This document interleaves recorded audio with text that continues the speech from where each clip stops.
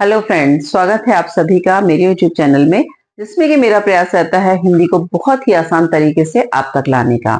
इसी श्रृंखला में आज मैं लेके आई हूँ क्लास 9th की पाठ्य पुस्तिका गंगा का एक चैप्टर, जिसका नाम है आखिरी चट्टान तक, जिसे लिखा है मोहन राकेश जी ने।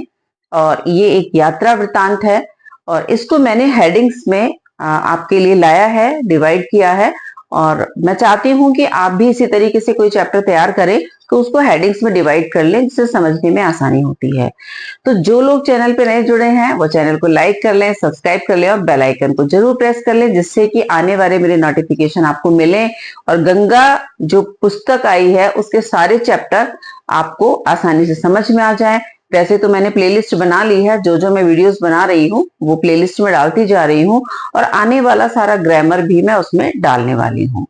तो चलिए देर किस बात की है, चलिए शुरू करते हैं आज का चैप्टर आखिरी चट्टान तक, जो कि एक यात्रा वृतांत है और लेखक है मोहन राकेश। लेखक कन्याकुमारी के सुनहरे सूर्योदय और सूर्यास्त का जीवंत अनुभव प्रस्तुत करता है यहाँ पर। और वो कैप होटल में के सामने स्थित एक चट्टान पर खड़े होकर वहां से हिंद महासागर, अरब सागर और बंगाल की खाड़ी के अद्भुत सौंदर्य को या संगम को देखता है। मैंने यहाँ कहा कैप होटल के सामने। कैप होटल मतलब जिस होटल में लेखक रुका था, उस होटल के सामने ही समुद्र था और वहीं पे चट्टान पे खड़ा होकर के लेखक जो है वो इनके संगम को देखता है, तीनों के अद्भुत संगम को देखता है और मन मंत्रमुग्ध हो जाता है। उस समुद्र से उठती हुई लहरों, रेत के टीलों, रेत की जो कलरफुल रेत के रंग थे उन्हें देखता है और चट्टानों के रंगों को देखता है।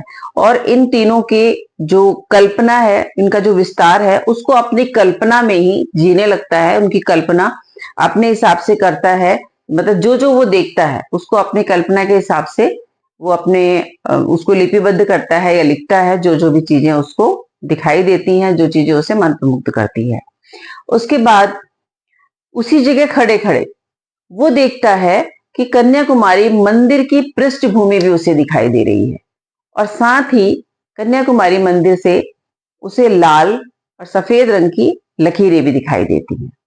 ये तो था पहला वाला हमारा हेडिंग। और चलिए अब हम देखते हैं दूसरा वाला हेडिंग हमारा क्या है। सूर्यास्त देखने के लिए सैंड हिल पर जाना। अब लेखक ने सूर्योदय तो देखा, लेकिन सूर्यास्त देखने के लिए वो सैंड हिल पर गया।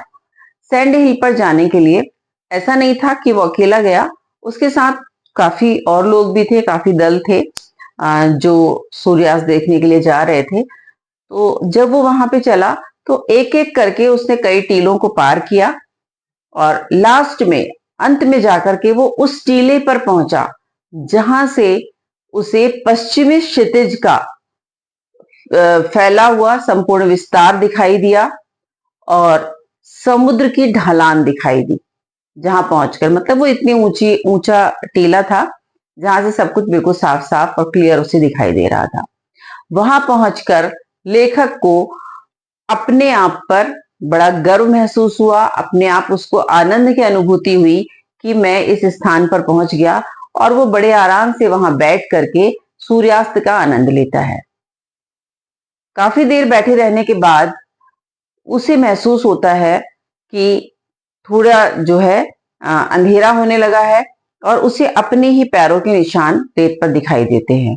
तो उससे उसको कुछ उदासी छा जाती है और कुछ सिहरन सी उसके मन में होती है और वो वापस तट की ओर चल पड़ता है। चलिए देखते हैं तीसरी वाली हेडिंग क्या है। सूर्यास्त देखना, प्राकृतिक रंगों की विविधता का अनुभव। अब सूर्यास्त देखा लेखक ने। सूर्यास्त देखने के बाद उसने प्राकृतिक रंगों की विविधता का अनुभव किया। उसने नारियल के झुरमुट देखे, रेत के टीले देखे, ऊंची चट्टानें देखी समुद्र में और उससे टकराने वाली जो लहरें थी उनको देखा। और विविध रंगों को देख करके उसके मन में बहुत अच्छे से अनुभूति हुई। उनको देख करके उसने प्रकृति की शक्ति और विशालता का उसे अनुभव हुआ। उसके बाद है नेक्स्ट हेडिंग, लेखक का बढ़ते पानी से घबराना। अब लेखक का बढ़ते पानी से घबराना। मतलब लेखक जब एक ऊंचे टीले पर खड़ा हुआ था, ऊंची चट्टान पर खड़ा हुआ था समुद्र के बीच में, तो उसे अचानक लगने लगा कि जल स्तर एकदम से बढ़ने लगा है और पानी जो है वो तेजी से ऊपर आता जा रहा है और जो तट है, समुद्र का किनारा, उसकी चौड़ाई जो थी वो कम होती जा रही है। तो उसके मन में घबराहट होती है और वो अपने आप को सुरक्षित करने के लिए एक दूसरी चट्टान पर जाता है, जो चट्टान इस चट्टान से थोड़ी और ऊंची थी। लेकिन कुछ समय वहां रुकने के बाद उसे महसूस होता है कि ये जगह भी सुरक्षित नहीं है। फिर वो धीरे धीरे नीचे आता है सावधानी पूर्वक और तट की ओर चला जाता है। तो बढ़ते हुए जल के देख कर भी उसके मन में डर की भावना पैदा हो गई थी और तट पर आकर के वो वहां बैठता है और बैठ करके वो याद करता है सूर्योदय का टाइम, सूर्यास्त का टाइम और जो अब रात्रि का टाइम था। और वो तट के किनारे या लॉन के पास बैठ करके महसूस करता है हिंद महासागर की स्याह सी लकीरों को, दूर क्षितिज से आती रोशनी को, और जो सारी दिनचर्या थी, दिन भर की जितनी भी बातें थी, वो सारी चीजें सोच करके या महसूस करके वो अंदर ही अंदर अपने आप को बड़ा प्रसन्नचित पाता है। चलिए देखते हैं अगली वाली हेडिंग। लेखक का सूर्योदय देखने के लिए विवेकानंद चट्टान पर जाना। अब विवेकानंद चट्टान का नाम विवेकानंद चट्टान क्यों हुआ? क्योंकि यहाँ पर विवेकानंद जी ने समाधि करी थी या बैठ करके तपस्या की थी, तो इस चट्टान का नाम विवेकानंद चट्टान पड़ा। जब ये जाने लगे अपने साथियों के साथ विवेकानंद चट्टान के लिए, तो जो विवेकानंद चट्टान थी वो समुद्र तट से 100-150 गज की दूरी पर थी, मतलब अच्छी खासी दूरी पर थी। तो उसे नाव लेनी थी लेखक को। तो जो स्थानीय निवासी थे उनमें 3 लोग थे, 2 मल्हार थे और एक शिक्षित युवक था। उन लोगों ने एक नाव सामने लेकर के आई। तो लेखक अपने मन में सोचता है और लिखता है कि वो नाव क्या थी, बस रबड़ के पेड़ के तनों को जोड़ करके बनाया हुआ था उन्होंने, और कुछ हल्की फुल्की चीजों को जोड़कर वो छोटी सी नाव उन्होंने तैयार करी, जिसमें बैठते समय लेखक के साथियों को डर लग रहा था और स्वयं लेखक को भी डर लगा। वो बात दूसरी है कि लेखक के साथियों का डर उनके चेहरों पर दिखाई दे रहा था, लेकिन लेखक ने अपने डर को अपनी उदासी में बदल दिया। मतलब उसने ऐसा नहीं दिखाया कि उसे डर लग रहा है, बल्कि उसने अपने आप को ऐसा दिखाया कि वो किसी कारण से उदास है। अब जब वो उस रबड़ के तनों की नाव से उतर करके जब उन्हें विवेकानंद चट्टान पर चढ़ना था, तो लेखक का जो डर था वो गिरकर पैरों तक आ गया।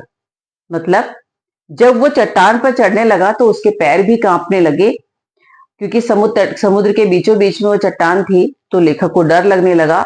वो जैसे तैसे ऊपर गया और उस चट्टान को देख करके ऐसा लग रहा था जैसे वो चट्टान स्वयं ही समाधिस्थ हो, यानी खुद ही समाधि में बैठी हो। ये इस वाले पॉइंट में क्लियर हुआ। अब देखते हैं अगला वाला पॉइंट हमारा क्या है। वहां के स्थानीय युवक से बातचीत, युवतियों का माला व शंख बेचना। अब लेखक जो है वहां पे जो नाव में उसके साथ नौका पे 3 लोग आए थे, जिसमें से 2 मल्हार थे, एक शिक्षित युवक था। उस शिक्षित युवक से बातचीत करता है।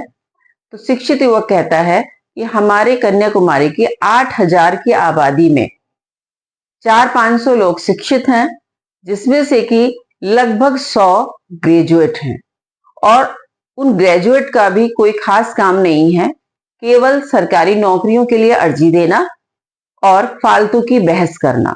यही जो ग्रेजुएट लोग हैं उनका काम है, और हम लोग सीपियां खाते हैं। ये कहकर उस युवक ने एक सीपी उठाई, उसे फोड़ करके अपने मुंह में उसका गूदा डाल लिया।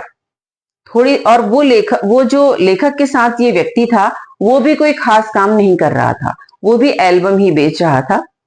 फिर लेखक ने थोड़ी देर बाद देखा कि 2 युवतियां एक टोकरी में कुछ माला व शंख रखकर बेच रही थी, और साथ के साथ वो लोगों को सूर्यास्त के दर्शन भी करा रही थी। वो कैसे करा रही थी? उनके पास दूरबीन थी, दूरबीन से वो लोगों को सूर्यास्त भी दिखा रही थी। तो ये युक्तियां भी दो काम कर रही थी। और उसके बाद अगला पॉइंट हम देख लेंगे कि वहां के स्थानीय युवक से बातचीत, ये वाला पॉइंट हो गया था कि मंदिर में पूजा का दृश्य, तट पर खड़ी नावों और पक्षियों के पंखों को देखना। यहां पर लेखक जो है मंदिर में जो पूजा करने के लिए श्रद्धालु आए हुए थे उनके बारे में बताता है। कहता है वो जो श्रद्धालु थे वो कन्याकुमारी के मंदिर के बाहर पहले अपना श्रद्धा पूर्वक बाहर से ही नमन करते हैं, उसकी दीवारों पर ही अपना माथा टेकते हैं। उसके बाद वो अंदर दर्शन करने के लिए जाते हैं और दर्शन करने के बाद वो लेखक बताता है कि जब वो लोगों को देख रहा था दर्शन करने के लिए मंदिर के अंदर जाते हुए, तो उसने महसूस किया कि जहां वो खड़ा है वहां पर कुछ कड़ल काक पक्षी घूम रहे हैं। कड़ल काक पक्षी का मतलब है ये समुद्री पक्षियों की एक प्रजाति होती है जो समुद्र में पाई जाती है। वो पक्षी उनके आसपास घूम रहे थे, उन्हें वो देखता है और साथ ही वो ये भी देखता है कि जहां वो था वहां से जो तट उसे दिखाई दे रहा था वहां पे खड़ी हुई नौकाएं जो थी उनके पाल चमक रहे थे और कड़ल काक पक्षियों के जो चमक थी वो उसे दिखाई दे रही थी। चलिए अब देखते हैं आखिरी वाला पॉइंट हमारा क्या है। वो है प्राकृतिक और सामाजिक दोनों दृश्यों पर लेखक का ध्यान। फ्रेंड्स, हम ये नहीं कह सकते कि लेखक ने केवल कन्याकुमारी के प्राकृतिक सौंदर्य को ही दिखाया अपनी यात्रा वृत्तांत में, बल्कि उन्होंने सामाजिक जीवन को भी यथार्थ रूप में दिखाने का प्रयास किया है, जो जो उन्होंने अनुभव किया। जैसे प्राकृतिक सौंदर्य, तो जैसे उन्होंने सूर्योदय का वर्णन किया, सूर्यास्त का वर्णन किया, सैंड हिल का वर्णन किया जहां से उन्होंने सूर्यास्त देखा था, या उन्होंने समुद्र का वर्णन किया था, हिंद महासागर और सबके वर्णन किए थे, नारियल के झुरमुटों का जिक्र किया था। साथ के साथ उन्होंने स्थानीय युवकों की जो बातचीत हुई थी उनको जाना और वहां की जो स्थिति थी, मतलब उन लोगों ने उनको ये भी बताया था कि यह गली गली मोहल्ले मोहल्ले की क्या क्या समस्याएं हैं, क्या क्या परेशानियां हैं, उनको भी जाना। तो कुल मिलाकर के लेखक का जो ध्यान था वो हर तरीके से, चाहे वो प्राकृतिक कह लो चाहे वो सामाजिक कह लो, इन दोनों की तरफ लेखक का पूरा पूरा ध्यान था। तो फ्रेंड्स, ये तो चैप्टर था हमारा आखिरी चट्टान तक, जो कि यात्रा वृत्तांत था, मोहन राकेश द्वारा लिखा गया था। और इसमें से ही आपके काफी सारे क्वेश्चन बनते हैं और इसी में ही आप उनके आंसर भी ढूंढ पाएंगे। इसके लिए आपको करना क्या होगा, इस वीडियो को 2 या 3 बार देखना होगा। 2-3 बार देखने से ही आपको ये पूरा जो चैप्टर है अच्छी तरह क्लियर हो जाएगा, क्वेश्चन आंसर तैयार हो जाएंगे। फ्रेंड्स, अगर आपको वीडियो अच्छी लगी है तो आप लाइक करिएगा, कमेंट करिएगा, क्योंकि आपके लाइक्स, आपके कमेंट्स मुझे प्रेरित करते हैं और इसी तरीके की अच्छी अच्छी वीडियोस लाने के लिए, जिससे कि आपको एग्जाम में कोई परेशानी ना हो। तो आप लोग वीडियो एंजॉय करिए। मैं चलती हूँ अपनी नई वीडियो की तैयारी में। तब तक के लिए जय हिंद, जय भारत।